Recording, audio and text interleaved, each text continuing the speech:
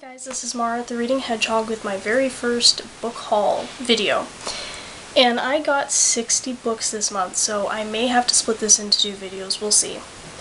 So I'm going to start with books that I was given first. So two books that I was given was The Lost Stone and The Scarlet Dragon, both by Jordan Quinn. They are the first two books in the Kingdom of Renly series. It's a new series for beginning readers, and the illustrator sent them to me because he loved my hedgehog, and he even put custom illustrations in them. And he told me that he's gonna send me copies of all the books as they come out and custom illustrate them, which is just really cool. Next I'm going to do my new releases. They're not in any order, just in whatever order I put them because I don't remember what order I bought them. So first I have Across a War-Tossed Sea by L.M. Eliot. It's by the author who wrote Under a War-Torn Sky, which I may have read, or it's on my list, I'm not sure. It sounds really familiar. But it's about Nazis in World War II, and that just sounded really interesting because I love World War II novels. I didn't plan on buying that one, quite honestly. Then I bought Landry Park by Bethany Hagen, and this is just kind of a Edwardian era, Downton Abbey-ish novel. Always love those because I love Downton Abbey. Then I bought Dueled by Elsie Chapman, and this was totally not planned. I didn't even know this was out, but it's sci-fi and I think dystopian, and like each person has a twin and you have to like go and kill your twin, and I know there's more to it, but I don't know anything beyond that. Just sounded cool. Then I got File Under 13 Suspicious Incidents by Lemony Snicket. It is a collection of short stories that takes place after the second book in his All the Wrong Questions series, and I've read 2 or 3 of the stories already, and they're really funny. Next I bought The One Safe Place by Tanya Unsworth. This is a YA dystopian novel likened to The Giver and Among the Hidden, and I would say that is very accurate. I read an arc of this, and it is creepy and really, really, really good. One of the best books I've read this month. Next I bought The Door by Andy Marino. This is just a middle grade fantasy book. I think it's only going to be one. And it just sounded really fun. Then I bought The Boundless by Kenneth Oppel. It is his newest book, and it will actually be my first Kenneth Oppel book I've ever read. And it's a Victorian-based mystery, I think. It takes place on a train called The Boundless, and there's like bad guys on there and some circus performers. That sounded really awesome. Then I have The Sea of Shadows by Kelly Armstrong, and this is the first book in the Age of Legends trilogy, I think it's going to be. And I read an arc of this too, and this has got to be one of the best fantasy books I've read this year. It is so good and so creepy. And the girl characters are really, really awesome. And there are even zombie creatures in it that I found creepy. Then I bought The Islands of Chaldea by Diana Wynne Jones. This was completed by Ursula Jones, her sister, because Diana died before she could finish it. The only excuse I needed to buy this book was it was a Diana Wynne Jones book. I mean, she writes great books. Next I have Deception's Princess by Esther Friesner, and this is the first book in the Deception's Princess duology.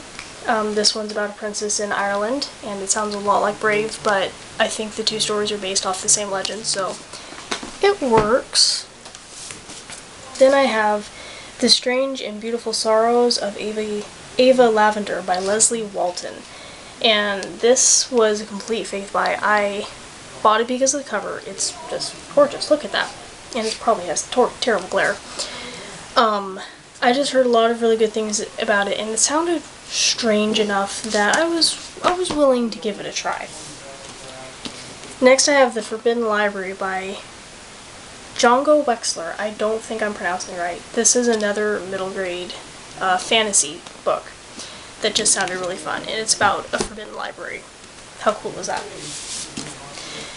And I know everyone's been hauling this book, but I did too, so I got Dorothy Must Die by Danielle Page. It is the first book in a planned trilogy. I have not read it yet. I really, really want to get to it. It sounds amazing. I hated the Oz books. I read all 15 of them like 2 years ago, and I hated them. And so a story where Dorothy has to get killed sounded really cool. So then I have Prisoner of Night and Fog by Anne Blankman, and this is the first book in a planned trilogy as well. It takes place during World War II, and I believe it's told from the point of view of Hitler's niece, I think? It sounded really interesting. I wasn't going to pass that up. Next I have Secret by Lindsay Smith, which is the first book in another planned trilogy. It takes place in Russia during the Cold War, I believe it is. And this girl has like psychic powers. It sounds a little weird, but I'm willing to give it a try. Then I have Always Emily by Michaela McColl. She's the author of Nobody's Secret, which was about Emily Dickinson. And this is about the Bronte sisters and a murder mystery that they never actually had to solve, but in this they did, and it sounded really... I was impressed with her last book. Then I have The Storied Life of A.J. Fikri by Gabrielle Zevin. And I have read this book, and it is an adult book. I had to read it for the bookstore I work at. And I really liked it. It doesn't really have a point, it doesn't really go anywhere, but it was just a really, really fun book. I don't usually like adult books, but I loved this one. It was so good. Next we have Sunrise by Mike Mullen, and this is the third and final book in the Ashfall trilogy. I hated Ash and Winter. Well, okay, I didn't hate it. I disliked Ash and Winter. But this book made it worth reading. This was actually really good. I enjoyed it. So if you don't like Ash and Winter, it's worth it. Next I have The Nethergrim by Matthew Jobin, and this is another middle grade fantasy, I think. Maybe it's YA, but it sounded cool and dark. And then I just have some books that I picked up because I could. They're not new releases. I have Siege and Storm by Leia Bardugo, which is the second book in the Grisha trilogy. I have the first one, and I'm getting the third when it comes out, so I just went ahead and picked this one up. Then I have The Vanishing Game by Kate K. Myers, which I read 2 months ago, I think, and I really liked it. It probably doesn't deserve the 4 strawberry rating I gave it, but at the time I really enjoyed it and thought it was interesting and creepy. Then I have One False Note by Gordon Corman and The Sword Thief by Peter Larangis, and these are the second and third book in the 39 Clues series. I'm slowly collecting this series just because it's really fun and I want to collect it. Then I have Emma by Paula Opal. This is a board book, but it is about a hedgehog, so of course I got it. Then I have The Bungalow Mystery by Carolyn Keene, which is the third Nancy Drew book. I am trying to collect all these because I made a vow to myself as a child that I would own all of them one day. Then I have Around the World in 80 Days by Jules Verne. This was a cheap $9.95 nice copy, so I decided to get it. Okay, next I'm going to do my my books that were on sale. So Half Price Books had this huge fill your bag for $30 sale, and I couldn't pass that up even though I really shouldn't have gotten any more books. So all these books that you'll see next I got for $30, give or take. We'll start with the oversized ones. So first I have A City in Winter by Mark Helprin, and this is the second book in A Kingdom Far and Wide trilogy, I think it's called.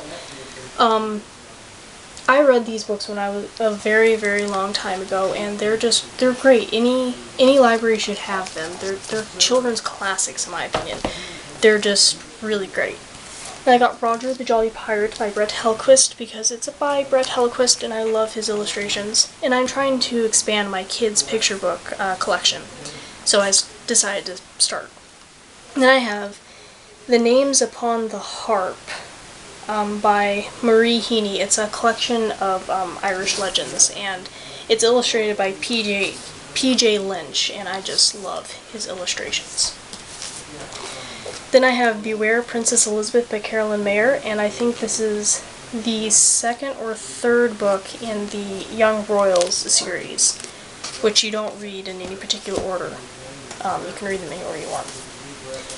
Then I have Alchemy and Maggie Swan by Karen Cushman. I think this was my first Karen Cushman book I ever read, and I really liked it. It was really interesting. She writes good stuff. Then I have The Brixen Witch by Stacy DeKeyser. This is a middle grade fantasy book. I had never heard of it until now, and it was on sale, so I was going to get it because it sounded cool. Then I have Night Rise by Anthony Horowitz, and this is book 3 in the Gatekeeper series, which I am currently in the middle of reading, and decided to just go ahead and buy the 3rd book, because I do want to own the series. Then I have The Curse of the Romany Wolves by S. Jones Rogan, and to be honest, I only bought this because it's got a hedgehog character in it. This is a middle grade animal fiction book, but I mostly got it because of the hedgehog. I no idea what it's about. Then I got Middlemarch by George Eliot, because I'm still trying to buy all the classics, because I should own them all. Next I have The Golem's Eye and Ptolemy's Gate by Jonathan Stroud, which is the 2nd and 3rd book in the Bartimaeus Quartet, I think it's called now. It was a trilogy before. I've heard really good things about this series. I have not read it yet. I intend to once I finish buying them all. But I've heard really good things about it, so I decided to get them since they were on sale. Next I have Alphabet of Dreams by Susan Fletcher. Read this a very, very long time ago. It's kind of a weird book. It's this girl and this boy are deposed royalty and in the Middle East, and the girl's brother can have like prophesying dreams, kind of, and they end up running into 3 wise men and journeying to Bethlehem. But it's not Christian fiction. It was kind of strange, but I remember there being characters I really liked in it. Then I have The Book Without Words by Avi, because I'm a huge Avi fan and I want to own all of his books someday. Might as well start there. Next I have Loam Hedge by Brian Jacques, which is the 16th book in the Redwall series. I'm trying to buy all these so I can actually read the series.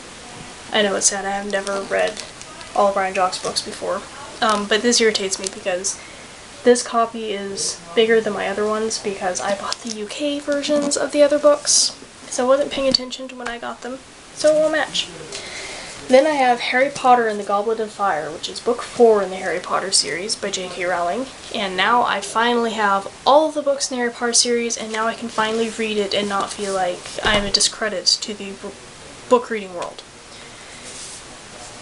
Next I have Operation Red Jericho by Joshua Mao, and this is the 1st book in the Guild of Specialists trilogy. This is a weird series, but it's really cool because it's Victorian, it's steampunk, it's kind of like The Adventures of Tintin and Indiana Jones without Nazis. It's cool. Then I have The Night Letter by Megan Natal Sayers. I have no idea what it's about, except it takes place in Saudi Arabia in the early 20th century. So, it sounded interesting. Next I have Skybreaker by Kenneth Albel, which is the 2nd book in the Matt Cruz trilogy. The 1st book is Airborne. I have not read this series yet. I really want to. I'm sorry about the horrible glare this is giving. It was on sale, so I just got it, because that's the only reason that's the only way I'm going to read the series. Then I have the Naquia by David Berner II. I have no idea what this book's about, other than the fact that it was in verse, and it was on sale, and it has these kind of weird, creepy illustrations, so I thought, why not add it to the collection? Can't be that horrible. Then I have Little Men by Louisa May Alcott. I have Little Women, so I decided to complete the series, as it were.